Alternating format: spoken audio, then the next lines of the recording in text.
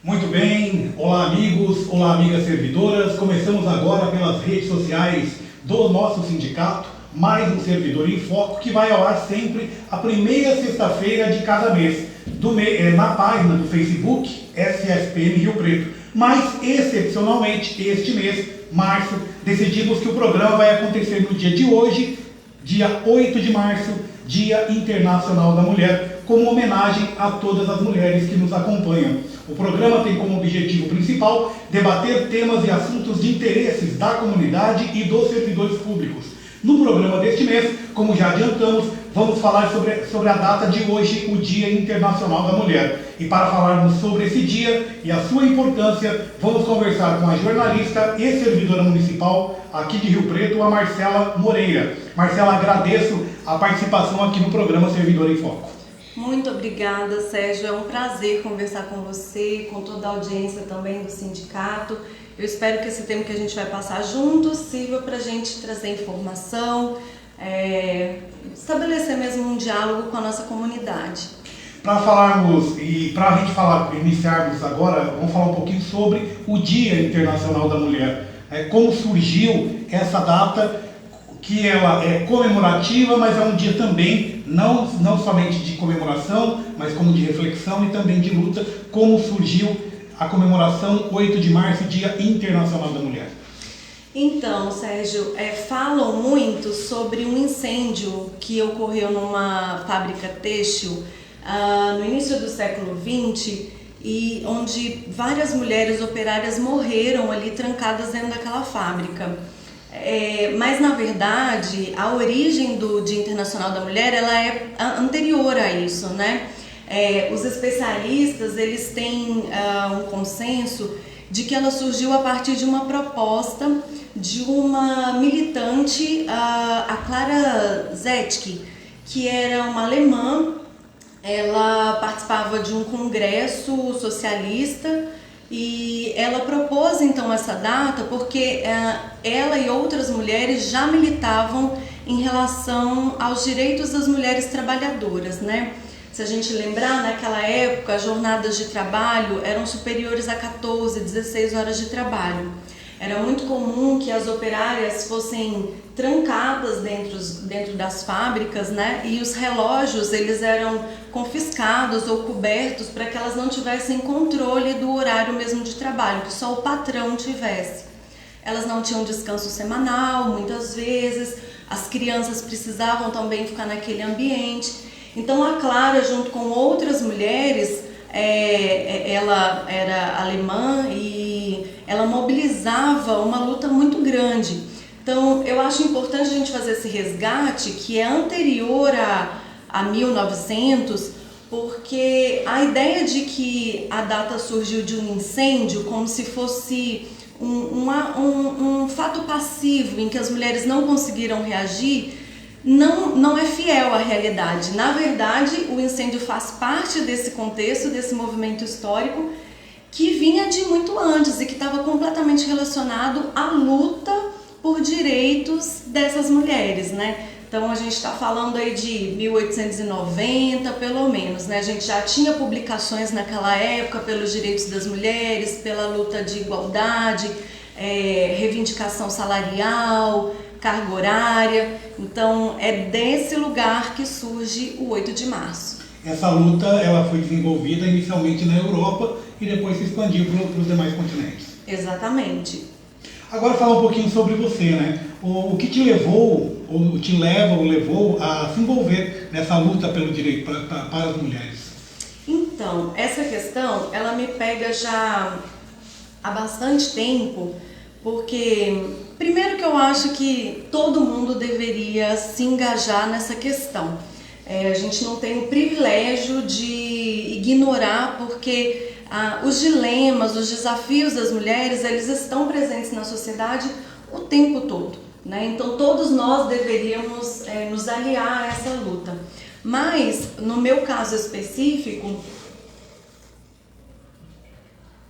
no meu caso específico, eu posso dizer que eu vim de uma realidade em que nós sofremos, né, na minha casa, com violência doméstica por mais de uma década, né? Então a gente estava ali num contexto periférico em que a gente tinha violências, a gente fala da violência física como se ela fosse prioritária, mas nem sempre. Tem a violência das limitações, né? E limitações de acesso, limitações de escola, limitações de condições de manter uma casa, no caso dos meus pais, limitação às vezes até de alimentação.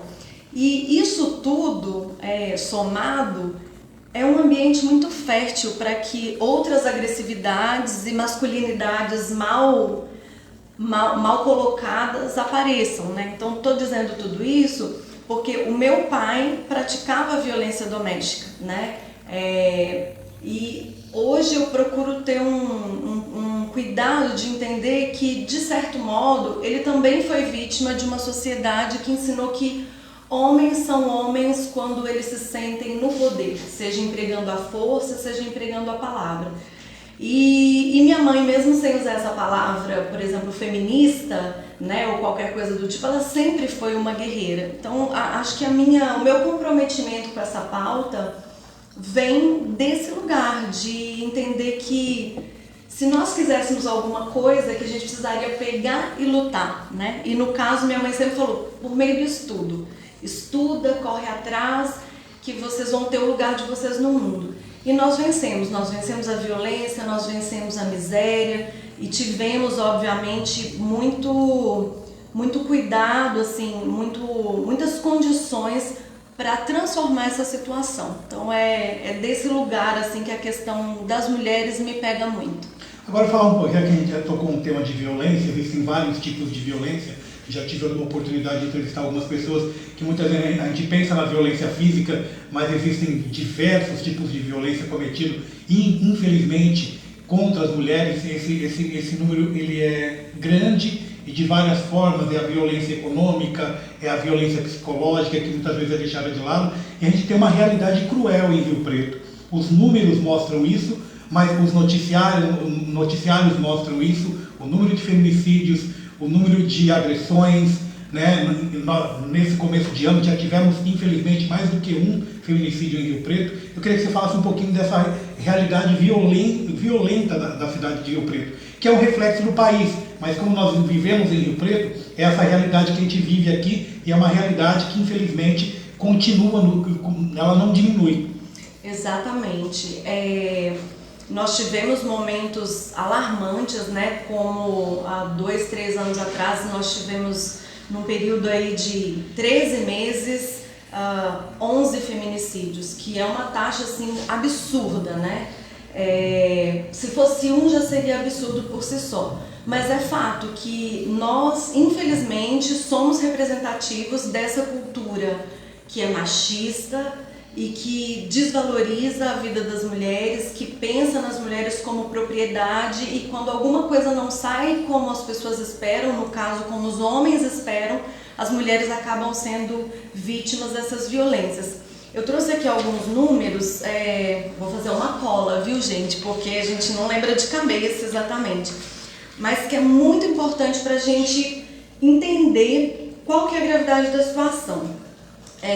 Segundo o CRAM, que é o Centro de Referência e Atendimento à Mulher, de 2020 para 2021, nós tivemos um aumento de 63% nas notificações nos atendimentos às mulheres nesse serviço. Então foram 7.651 atendimentos. A Patrulha Maria da Penha, que também dá assistência às mulheres que já têm medida protetiva expedida pela Justiça, também registrou um aumento expressivo de 2020 para 2021. E tem uma fonte de dados que me interessa muito e que eu acho que o município precisa olhar com mais atenção para ele, que é um informe epidemiológico de violências gerado pela Secretaria de Saúde. O que acontece? Esse sistema reúne todas as notificações que vêm da Secretaria de Saúde, Educação, Assistência Social, Mulher e Delegacia da Mulher. Então, essas notificações elas são produzidas automaticamente, independentemente da mulher procurar aquele auxílio. E aí ela traz um retrato mais fiel dessa realidade. Então, acompanhem assim como é assustadora a nossa situação.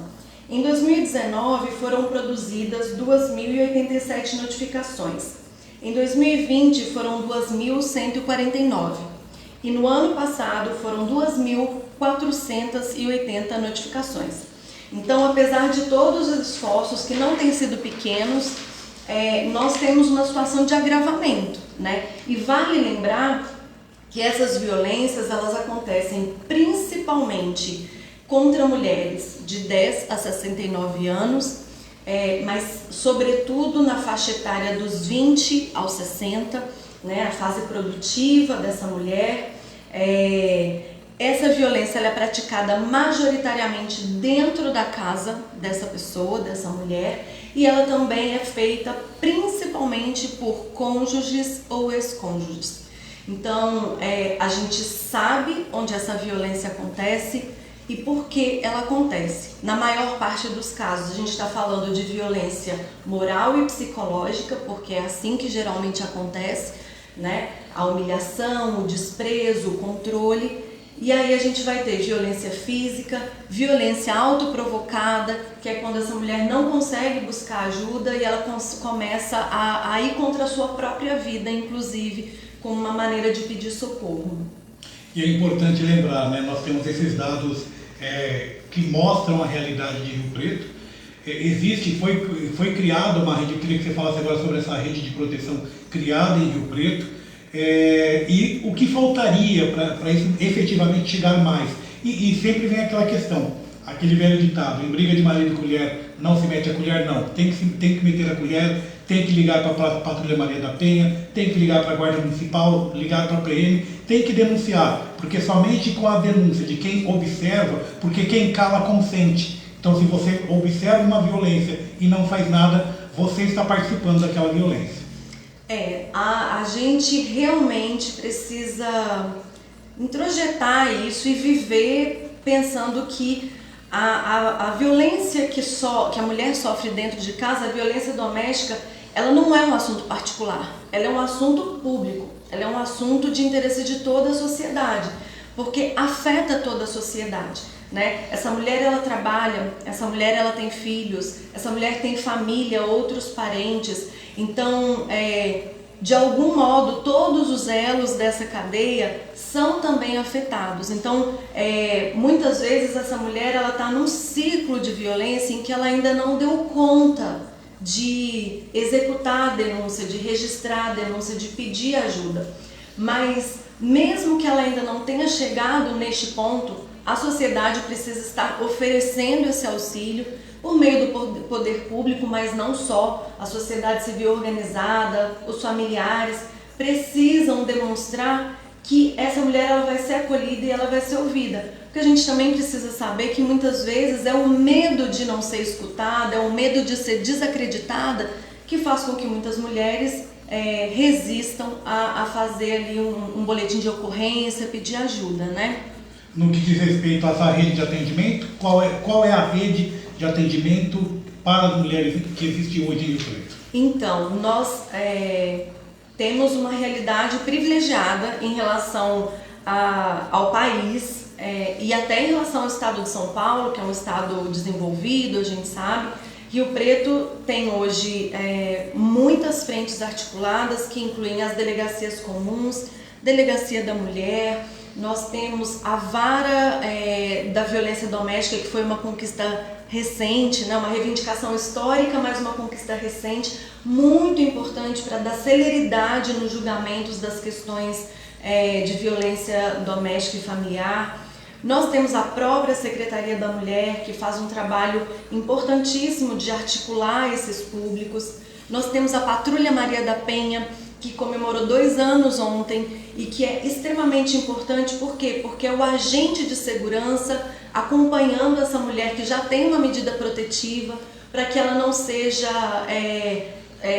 assediada pelo seu agressor, né? Então, além disso, nós temos os conselhos também, o Conselho da Mulher, que é tão ativo, tão combativo, e a própria Frente Feminista em São José do Rio Preto, que é composta por vários coletivos e organizações que dão aí uma rede mesmo de proteção e de segurança para que essa mulher ela possa buscar ajuda. E existe um trabalho desenvolvido também para atender a mulher e os filhos, porque muitas vezes a pessoa a mulher deixa de fazer a denúncia porque não, ela tem uma dependência econômica do marido ou do companheiro e existe em Rio Preto um trabalho também para atender essa mulher e os filhos para que ela possa sair desse lar violento. Exatamente. Quando essa mulher ela busca ajuda e ela procura o CRAM, ela vai passar por atendimento socioassistencial e dependendo da necessidade dela, ela pode ser encaminhada para casa-abrigo. Então nessa casa-abrigo ela vai contar com todo o suporte para que ela tenha condições de ela e os seus filhos saírem daquele lar que oferece insegurança para ela e até a possibilidade de morte e buscar uma nova vida. Então, sim, nós temos esse acolhimento hoje no município. Falando agora um pouquinho sobre os desafios, né? Quais são os desafios em relação ao direito das mulheres que precisa ser alcançado em Rio Preto? Quais são os principais desafios? Olha, desafio são muitos e sempre contínuo, porque a gente está falando de um problema sistêmico que envolve muitos aspectos, um problema histórico que não muda da noite para o dia, comportamental, que passa aí pela transformação de gerações, né, de pessoas, de cidadãos. Então, eu acho que ainda só lembrando, foi anunciado nessa semana pela Secretaria da Mulher, e eu acho que a gente precisa comemorar isso, que nós vamos ter um CRAM na região norte. É uma reivindicação também antiga que as mulheres tinham na cidade, porque a gente sabe que muitas mulheres que vivem naquela região que é extremamente populosa não tem como ir até um serviço aqui na região mais central. Isso é uma vitória imensa. Também soubemos que nós vamos ter a implantação da campanha Sinal Vermelho, que vai articular o Poder Judiciário e os serviços e comércios para que a mulher peça socorro sem precisar expressar. Então é uma maneira de a gente ampliar esse acolhimento, né? E o próprio orçamento dedicado a essas políticas públicas, ele foi mais que dobrado. E existe aí essa promessa de que isso vai ser aplicado na ampliação dessa rede de atendimento. Então são anúncios que foram feitos e que a gente vai acompanhar e perseguir, é claro. E quanto a desafios, assim, eu queria pontuar a questão da reformulação do Conselho de Mulheres. Ontem, inclusive, houve uma audiência com o Conselho e os movimentos feministas da cidade na Câmara Municipal. Infelizmente, o quórum foi baixíssimo. Eu soube que, exceto o presidente da Câmara, o vereador Pedro Roberto, e o mandato coletivo, representado pela Jéssica Oliveira, estiveram lá debatendo a questão, uma questão que é fundamental. E é fundamental por quê? Porque todas essas conquistas são resultados de demandas que a gente apresenta. O Conselho, bem articulado, ao longo de muitos anos, tem alcançado, junto do poder público e em outras instituições, esses progressos. Por isso a gente precisa que essa lei seja discutida pelos parlamentares e também aprovadas. Sobretudo porque a gente tem um perigo da maneira como esse projeto está encaminhado hoje na Câmara, que os coletivos feministas percam cadeiras. Além disso, tem um risco que parece até impensável. Hoje o Conselho, ele não é exclusivo de mulheres. Então, claro que a gente quer e precisa dos homens juntos nessa luta, mas neste momento tão urgente ainda, é fundamental que a voz, o lugar seja dado às mulheres que sabem dessas demandas e dessas realidades, inclusive para se evitar que exista uma desconfiguração daquilo que está sendo discutido. Para além disso, e já fechando assim essa resposta, eu sei que nós também temos um projeto de lei que vai ser discutido a respeito do ensino da Lei Maria da Penha na rede pública municipal.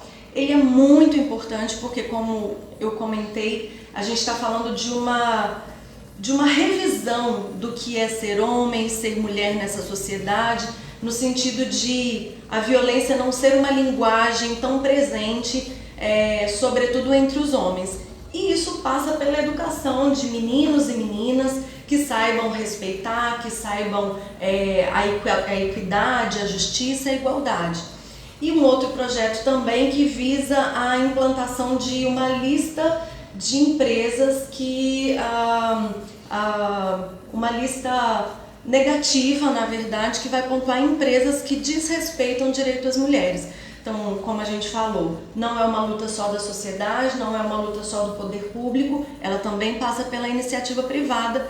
Afinal de contas, essas mulheres estão aí nos comércios, nos serviços, dedicando não só 8, mas 10, 12 horas das suas vidas, do caminho do trabalho até voltar para casa e poder cuidar das suas famílias. Aproveitando, já que ele falou em política, são projetos que estão sendo debatidos na Câmara, propostas que estão sendo debatidas. Eu sempre converso já há muito tempo, né, na época ainda com algumas ex-vereadoras, né, quando eu estava começando, que já foi vereadora Amy Fernandes, Regina Schweire, mas de lá eu converso isso no começo dos anos 2000 até hoje e parece que nada muda. As mulheres ultrapassaram o número de eleitores, homens, só que a representatividade continua baixa. Nós tínhamos 3 mulheres na legislatura passada, diminuiu para 2. Já chegamos, o máximo que Rio Preto chegou a ter foram 4 mulheres, mas na época eram 21 cadeiras. Então, como mudar essa realidade? Como fazer mulher votar em mulher? Porque é importante ter a representação dentro da Câmara, porque a totalidade, 70%, 80% das câmaras municipais e do próprio Congresso Nacional, das assembleias, é compostas por homens. E muitas vezes eles não têm a visão e não têm a vivência dos problemas e desafios que vocês sofrem. É verdade, Sérgio. Eu digo que representatividade, ela não é um fim em si mesmo, ela é o início da conversa. Então, não basta que nós tenhamos candidatas e representantes mulheres se essas mulheres não estiverem ali pelos motivos corretos, porque senão elas vão ser só mais uma no meio dos demais. E isso não é exatamente um demérito. O fato é que se essas mulheres, aproveitando desses postos de poder e visibilidade que elas têm, se elas não derem voz às outras mulheres, às lutas históricas das mulheres, seja por acesso à educação para os seus filhos, direitos trabalhistas, acesso à saúde, igualdade salarial, de condições de carreira e por aí vai, se essas pautas não forem discutidas, não é suficiente que a gente tenha uma proporcionalidade, que a gente tenha até a igualdade, meio a meio, homem e mulher. Quem são essas mulheres que estão falando e o que elas estão falando, né? Também acho que esse número baixo de representantes mulheres tem a ver com o fato de a gente estar num ambiente muito duro, né? A gente sabe que o espaço político ele é um espaço de disputa, a política é isso, é a disputa por meio das ideias, do debate, e muitas mulheres preferem, vendo a hostilidade que é este ambiente, não estar nele, né? E isso tanto prova que quando a gente tem ataques políticos, você pode observar que, ou mesmo vamos falar de ambiente profissional, os ataques aos homens, geralmente, eles têm a ver com o fato em si, com a questão profissional ou política em si. Quando uma mulher ela participa de um embate e ela vai ser atacada, geralmente ela é descredibilizada na sua pessoalidade. Então, é a roupa que ela está vestindo, é a maneira como ela fala. Quantas vezes nós não somos acusadas de loucas, histéricas, agressivas, e homens que fazem as mesmas coisas não sofrem esses julgamentos. Então, eu penso que tem muito a ver com isso, né? Esse ambiente que não é acolhedor e, ao mesmo tempo, a gente não deve esperar que isso mude para que nós nos coloquemos, né? A gente não está aqui para ser bibelô e nem para enfeitar os ambientes, né? Para ser dócil, que é geralmente uma característica muito associada a nós mulheres. Eu posso ser dócil, amável e contudo ser contundente, né? E é isso que a gente espera, não só no espaço da política, que é um espaço de poder, mas também nos espaços de chefia, né? A gente poderia também pensar nisso, assim, por que a gente tem tão poucas mulheres chefes, né? Por que elas alavancam tão pouco na carreira? Muito provavelmente, muito provavelmente não, nós sabemos que o caminho até lá para as mulheres é sempre mais difícil, a começar pela diferença de salários, que são sempre muito mais baixos, no nosso caso, do que em relação a homens que executam as mesmas funções. Só para uma correção aqui, neste momento, no mês de março, a Câmara de Rio Preto não tem 2, mas sim 3 mulheres sendo com representação feminina, né? Por conta da Jéssica, né? Exato. A Jéssica que está ocupando durante todo esse mês de março o mandato com o afastamento do vereador João Paulo Rio. Então, temos 3 mulheres na Câmara Municipal neste mês de março e boa sorte para ela, que ela aproveite esse período aí para apresentar propostas e ampliar o debate, já que ela faz parte também de um coletivo de lutas de mulheres. Agora vamos falar um pouquinho sobre o serviço público, né? Em relação ao serviço público municipal, os servidores, quais os desafios, né, referente aos servidores?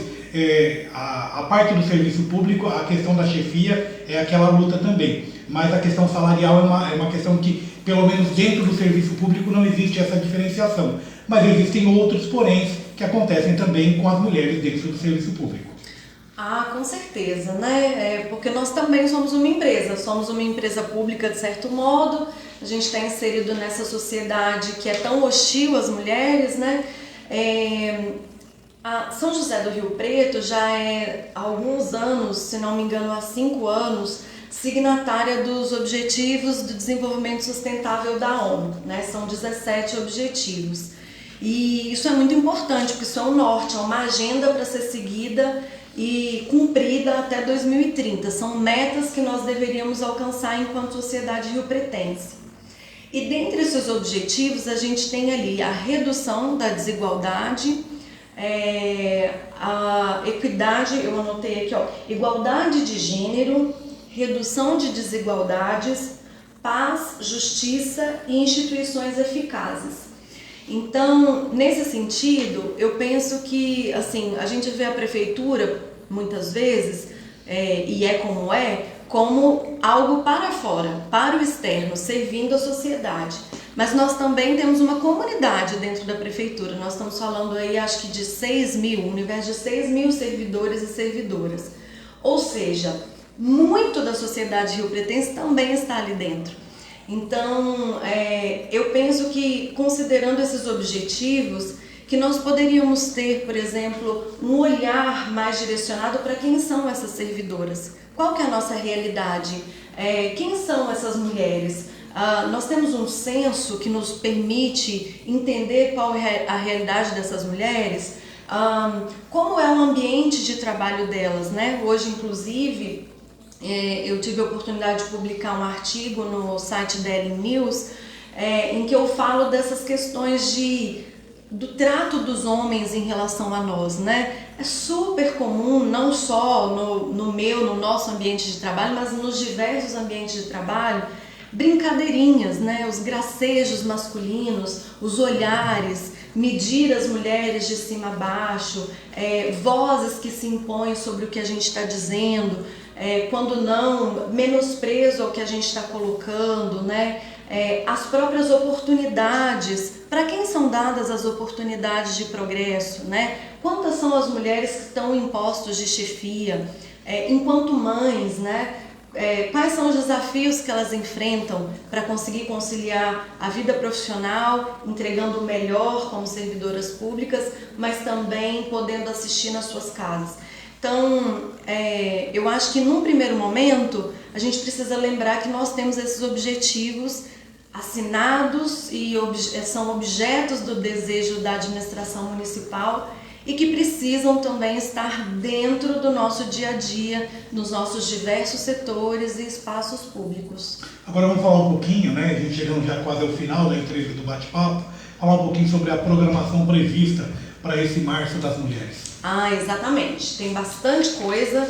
Eu vim até com a minha cola aqui, grande, pra vocês verem. Vou tentar ser objetiva. Bom, ontem nós tivemos, na verdade, no dia 5, um ato no Calçadão, que foi realizado pela manhã, pela Frente Feminista, mobilizando todas essas pautas sobre as quais eu já pude falar. Ontem na Câmara Municipal, também mencionei, tivemos uma primeira discussão com o Conselho de Mulheres e os vereadores e vereadoras para discutir essa reformulação do Conselho de Mulheres. Hoje, às 19h, também na Câmara, nós vamos ter uma audiência pública que vai debater também a questão do Conselho e outras pautas das mulheres no município. Ao longo do dia, não só eu publiquei no Daily News, mas várias mulheres de diversas frentes estão publicando artigos defendendo suas ideias, sua voz ali no portal. Então eu convido todos também a conferirem, é muito importante, são conversas muito importantes para a gente poder refletir. No dia 10 nós vamos ter a Feira Arte Mulher na Swift, das 9 da manhã às 5 da tarde, que está sendo promovido pelas Arteiras pela Democracia. Vale levar o seu dinheirinho para apoiar ali o trabalho das artesãs, né? Que é uma importante fonte de renda para elas. No dia 12 nós vamos ter a Feira de Artesanato Delas para Todos, que vai ser realizado no Centro Cultural Casa Zion, às 3 da tarde. Também no dia 12, às 4 da tarde, também na Casa de Cultura, o Centro Cultural Casa Zion, às 4 da tarde, vai ser 8 de março e a história que não te contaram. Eles vão engatar ali a feira com uma formação. No dia 13, nós vamos ter a vivência Mulher de Si e o Sagrado Feminista, com a Letícia Nascimento. Vai ser aqui no Clube do Lago, das 2h30 da tarde às 6 da tarde. Bom, deixa eu ver se eu deixei passar alguma coisa. No dia 23, o sindicato vai lançar, eu soube, um podcast, Furando a Bolha, trazendo várias mulheres trans, mulheres que trabalham no setor de entretenimento, mulheres portadoras que são pessoas com deficiência, mulheres que possam trazer, a partir da sua experiência no mundo, as suas reflexões. Esse bate-papo vai ser dia 23, pessoal, a partir das 7 da noite, pelo Facebook do Sindicato ao Vivo. Então, já vale anotar. No dia 25, sextou no clube, celebrar a luta das mulheres, que vai ser uma roda de samba, MPB, rock e muito mais, a partir das 8 da noite. Vale também lembrar que o Movimento Sindical Unificado, ao longo do mês, vai fazer a distribuição de 40 cestas básicas para as mulheres que lideram famílias que estão em vulnerabilidade social. E eu também sugiro que o público acesse o site riopreto.sp.gov.br para conferir a programação que está sendo promovida pelo CRAM, que é o Centro de Referência e Atendimento à Mulher, que também vai executar várias atividades até o fim desse mês. Legal, Marcela, agradeço então mais uma vez a sua participação no Servidor em Foco. Muito obrigada, foi um prazer, é sempre muito bom que a gente possa refletir sobre essas questões, não só no 8 de março, mas todos os dias. E é isso que eu quero deixar de recado para as minhas companheiras, né? Que a gente tenha força, que a gente não esmoreça, porque nós estamos transformando a sociedade, todas as mulheres. O que nós conquistamos não é uma conquista apenas para nós, mas também para os homens, e para que a gente tenha uma sociedade mais igual, mais justa e mais livre. Então, força! Legal, agradeço então mais uma vez a Marcela, agradecemos a todos e a todas. E lembrando que o programa Servidor em Foco vai ao ar pelo Facebook do sindicato, que é o SSPM Rio Preto, sempre na primeira sexta-feira de cada mês. Lembrando que de forma excepcional, neste mês de março, nós realizamos o Servidor em Foco no dia de hoje, terça-feira, 8 de março, Dia Internacional da Mulher. Nós nos reencontramos no dia 1º de abril, e não é mentira, tá? 1º de abril será a primeira sexta-feira do mês de abril. Teremos aí mais um Servidor em Foco. Até lá, tchau!